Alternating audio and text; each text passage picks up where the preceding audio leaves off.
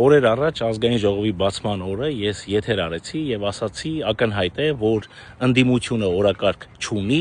եւ նրանք իրենց օրակարգ են դարձնելու Հայաստանի այդ առաքելական Սուրբ Եկեղեցու եւ կաթողիկոսի թեմաները։ Եթե ուզում եք համոզվել, դուք կարող եք այս մի քանի օրերի ազգային ժողովի նիստերը դիտել եւ կհամոզվեք։ Այսօրվա ազգային ժողովի նիստը կարծես ամբողջությամբ նվիրված լիներ կաթողիկոսին։ Լսեք, ես իբրև Հայաստանի այդ առաքելական Սուրբ Եկեղեցու հետևորդ եւ վստահ եմ, որ ինձպես շատերը հաշտ չենք մենք այն մտքի հետ, որ դուք ամեն օր ազգային ժողովում շահարկեք մեր սրբություն սրբոցը Հայաստանի այդ առաքելական Սուրբ Եկեղեցին։ Դա բարոյական չէ։ Ավելին, դուք դրանից ոչ մի բան չեք էլ հասկանում։ Դուք գնացել եք ազգային ժողով զբաղվելու քաղաքականությամբ, հետևաբար զբաղվեք քաղաքականությամբ։ Մի հատ հին ժողովրդական ասացված կա է, ասում են վերքը տիրոջն է ցավացնում։ Հիմա հետաքրքիր է, այդ ազգային ժողովում չկա մեկը, որ Նարեկ Կարապետյանին մի հատ հարց տա։ Արդյոք իրենց քաղաքական լիդերը, ով նաև իր հարազատ հորեղբայրն է, հայ առաքելական Սուրբ Եկեղեցու դավանանքի հետևորդ է, թե կաթոլիկ եկեղեցու դավանանքի հետևորդ է։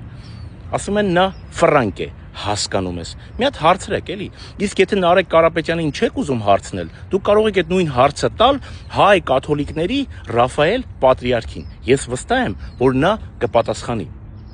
Չէ, ես հասկանում եմ, որ դուք լավագույն թեման եք ընտրել ձեր լեզվով ասած ազգային ժողովում նապլավու մնալու համար, բայց դուք դրանից բան չեք հասկանում։ Հետևաբար զբաղվեք ձեր գործով։ Բարի օր ձեզ։ Առավոտ կանուխ ժամը 7-ն է, եկեղեցու բակում նստած եմ։ Որոշեցի այսօր մի քիչ էլ անկեղծանալ։ Ու եթե դուք շատ եք սիրում մեր եկեղեցին, Հայաստանի այդ առաքելական Սուրբ Եկեղեցին, վստահ եմ ձեզ համար շատ հետաքրքիր կլինի, թե ինչի մասին եմ խոսելու ես։ Ինչ շատ մտերիմ հոգևորականներ հաճախ են հարցնում,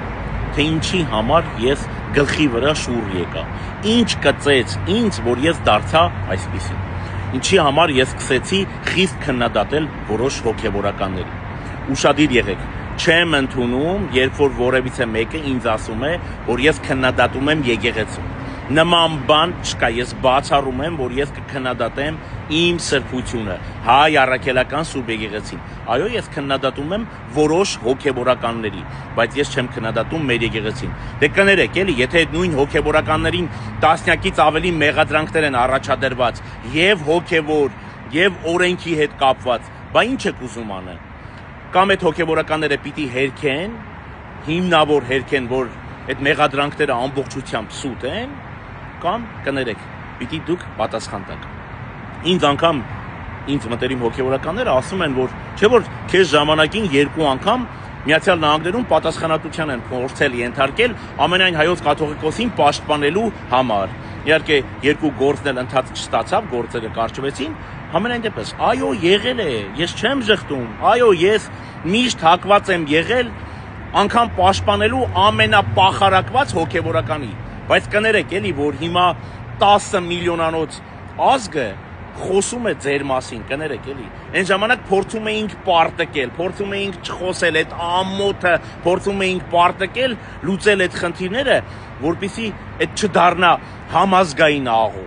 համազգային ամոթ։ Դժբախտաբար կներեք, դրա մեղավորը դուք եք։ Հիմա պատասխանում եմ ամենակարևոր հարցը, թե ինչի համար ես գլխի վրա շուռ եկա։ 2018 թվականին ոնց ուզում եք անվանեք, ուզում եք անվանեք Թավշյա հեղափոխություն, Բռնի հեղափոխություն, ուզում եք ասեք, որ Սերժը բերեց աթոռը փոխանցեց Նիկոլ Փաշինյանին, ինչ ուզում եք անվանեք։ Համենայն դեպս ես տեղյակ եմ, ես տեսել եմ։ Մի բան ասեմ ձեզ, 2000 թվականին ես տեղափոխվել եմ Միացյալ Նահանգներ ապրելու, դրանից առաջ մոտավորապես 6 տարիներ սովորել եմ Գևորգյան հոգևոր ճեմարանում, մինչև այսօր այս վարքյանը ես up to date եմ, ես ամեն օր խոսել եմ եւ խոսում եմ Մայրաթոր Սուրբ Էջմիածին, տարբեր հոգևորականների հետ, տեղյակ եմ, թե ինչ է կատարվում։ Հետևաբար մարդու, ով տեղյակ է ամեն ինչից, դե կներեք էլի, որ ձեր հանցագործությունները չի պաշտպանում, կներեք էլի, ես պատրաստ չեմ ամենայն դեպս։ 2018 թվականից հետո ես մեծ հույս ունեի, որ մենք իմաստություն ենք ունենալու եւ անկախանալու ենք։ Եթե նախկինում մեր դիմաց կար բազում կոմպրոմատներ եւ մեզ պարտադրում էին, որպեսզի մենք ենթարկվեինք իրենց, ես կարծում եմ, որ մենք 18 թվականից հետո այդ հնարավորությունը ունեինք չենտարկվելու ոչ մեկին, գործելու անկախ, բացառապես մնալու առաքելության մեջ, մեր հոգևոր ծառայության մեջ, բայց փոխարենը մենք որոշեցինք դառնալ ամենաթունդ ընդդիմադիրը։ Ընդհուպ եկանք հանգանք նրան, որ մենք սկսեցինք գործել մեր պետության դեմ, ոչ թե Նիկոլ Փաշինյանի դեմ, այլ մեր պետության դեմ, եւ դժբախտաբար որոշ հոգեվորականներ անգամ սկսեցին օտար երկրի համար աշխատել։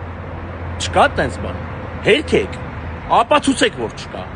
Բոլոր այն մեղադրանքները, այն տասնյակից ավելի մեղադրանքները, որոնք որ հնչել են ձեր հասցեին, հիմնավոր հերքեք։ Ողջ ազգին պատասխան տվեք։ Եթե չկան, ամոթ չի լինի մեզ համար, ինձ համար ամոթ չի լինի ներողություն խնդրելը, բայց եթե կան, դուք պարտավոր եք կներեք պատասխան տալու, եւ դրա մեղավորը ես չեմ, հանդիսանալով Հայաստանի այս առաքելական Սուրբ Եկեղեցու հավատացյալ հետևորդ, դրա համար ես պատասխան չեմ տալու։ Օրեր առաջ մի եպիսկոպոս ասում էր, դատում են ոչ թե կաթողիկոսին, այլ դատում են ողջ ազգին։ Դե կներեք էլի, ինձ չեն դատում, ես ինձ համար հիմա Բրբան քաղաքի մեր առաջնորդանի Սուրբ Ղևոն Եկեղեցու բակում նստած եմ։ Միգուցե դատում են ձեզ, որովհետև դուք եք հանցակից, դուք եք այդ գործողությունների մասնակից, բայց կներեք, ես մասնակից չեմ, ես երբեք իմ եկեղեցու եւ իմ հայրենիքի դեմ չեմ գործել, կամ կան խնդիրներ, կամ այդ մեղադրանքները ճիշտ են ու դուք պիտի պատասխան տաք, կամ էլ հիմնավոր հերքեք։ Կներեք, որ այսօր երևի մի քիչից ավելի շատ անկեղծացա։ Բարի օր ձեզ։ Հայաստանի Հանրապետության մի շարք քաղաքացիներ, ովքեր որ զբաղվում են առևտրով կամ բեռների փոխադրումով, փաստացի հենց այս պահին մեծ խնդրի առաջ են կանգնած։ Ու ես պիտի խնդրեմ ձեզ, որ հնարավորինս շատ տարածենք այս տեսանյութը, որպեսզի Հայաստանի Հանրապետության պատկան մարմինները մեկ վայրկյան առաջ տեղեկանան այս խնդրի մասին եւ անհապաղ լուծումներ գտնեն։ Հենց այս պահին, իհարկե, արդեն մոտավորապես 1 ամսից ավել է, Ռուսաստանից եկող բոլոր բեռնատար մեքենաները Լարսի սահմանակետով անցնելուց նրանցից ապօրինաբար գանձում են կանխիկ $2300։ Հետո երբ այդ բեռնատար մեքենաները անցնում են արդեն Վրաստանի տարածք, մի հատ էլ վրացիներն են $1800 կրկին ապօրինաբար նրանցից վերցնում, որպեսզի թույլ տան, որ այդ բեռնատար մեքենաները անցնեն Հայաստանի Հանրապետություն։ Հիմա էլ արդեն դրանց գումարվել է Փոթիի սահմանակետը, իհարկե Փոթիով արդեն ուղիղ Չինաստանից են ապրանքներ բերում եւ հատկապես շորեղենի եւ կոշիկների վրա մեծ խնդիրներ են առաջացնում։ Փաստացի բեռները չեն տալիս այդ փոխադրող ընկերություններին, որպեսզի բեռները գան հասնեն Հայաստան։ Ինչի եմ ես բարձրաձայնում այս խնդիրը, որովհետեւ այն մարդիկ, ովքեր հենց այս պահին խնդիր ունեն, ռիսկ չեն անում բարձրաձայնել, որովհետև մարդիկ վախենում են, որ ավելի մեծ խնդիրների առաջ կկանգնեն, բնականաբար հասկանում եք, չէ, արդեն արհեստականորեն ստեղծված խնդիրների առաջ եւ այդ մարդիկ կկորցնեն գոնե այն, ինչ հենց այս պահին նրանք ունեն։ Հետևաբար, քանի որ իմ Facebook-յան եւ Instagram-յան էջին հետևողների մեջ շատ են նաեւ բարձրաստիճան պաշտոնյաները, ես խնդրում եմ, հարգելի պաշտոնյաներ, փոխանցեք պատկան մարմիններին, որ մեծ խնդիրներ են առաջացնում առևտրով զբաղվողների եւ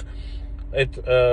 բեռները փոխադրող ընկերությունների համար։ Եվ ես խնդրում եմ ձեզ, որպեսզի հնարավորինս արագ լուծումներ գտնեք, որպեսզի մեր հայրենակիցները ավելորդ գումարներ չկորցնեն։ Առայժմ այսքանը։ Բարի օր ձեզ։